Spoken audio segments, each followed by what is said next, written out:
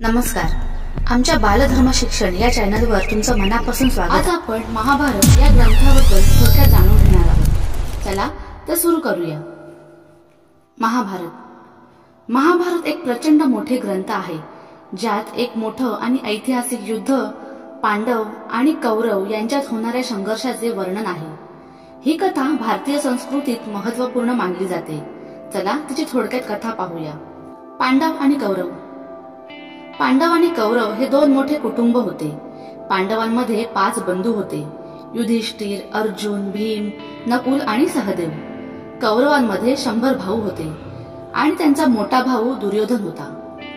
दुर्योधन हा खूप धूर्त आणि चालाक होता आणि त्याने पांडवांना त्यांच्या राज्यातून हाकलून देण्याचा कट रचला। पांडवांची दुर्दशा।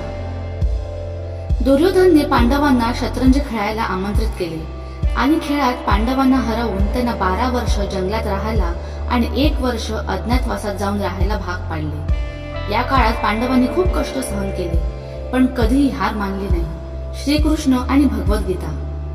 युद्धाच्या तयारीसाठी पांडवांनी श्रीकृष्णाची मदत घेतली। श्रीकृष्णाने अर्जुनाला युद्धात सामोरे जाऊन न घाबरण्याचा धीर दिला आणि त्याला भगवद्गीता शिकवली। गीतेमध्ये जीवनाचे, कर्माचे आणि धर्माचे महत्त्व सांगितले गेले।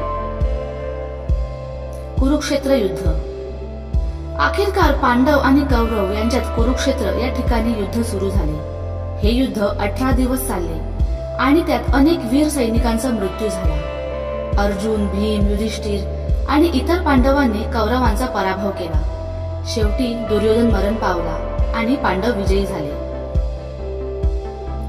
पांडवांचे राज्य आणि निरोप। युद्धानंतर पांडवांनी आपले राज्य परत मिळवले, पण शेवटी त्यांना जीवनातील सत्य समजले आणि ते सर्वजण एक एक करून वनवासात गेले। त्यांचा अंतिम गंतव्य म्हणजे मोक्ष मिळवणे होतं।